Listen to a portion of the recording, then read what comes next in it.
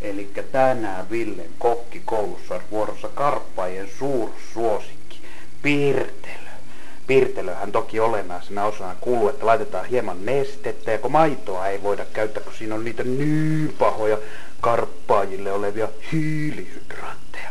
Sinne laitettiin vähän tuosta vesipohjaista soodavettä. Sitten laitetaan iki-ihanat raajuustot sinne, siitä saadaan toki lisää mehukkuutta hieman noin. Ja sitten meillä on vielä yllätyksenä tältä tonnikala. Tonnikala paloina vedessä, vetästään siitä sinne. Öljyssä se olisi toki ollut parempaa, jos olisi ollut pähkinäöljy, mutta kun ei ollut tavallista moottoriöljyä, niin me tällä kertaa luovuttiin siitä.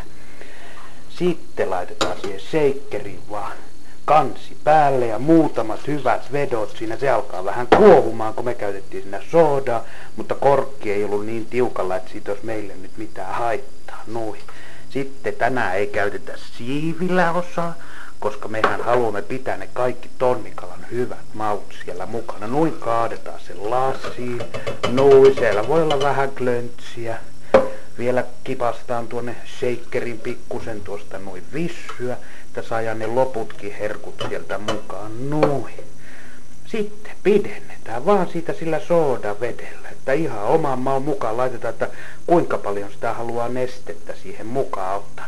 Se vähän alkaa kuohumaan tuossa noin, mutta karppaillahan on aikaa odotella, koska siinähän laihtuu siinä odotellessa. Noin, ja sitten siihen keväinen koriste, koivun oksa vielä, ja piirtelö on valmis. Näillä ohjeilla sitten kohti uutta kesää ja hoikempia linjoja. Näin Ville päättää tältä illalta. Hei!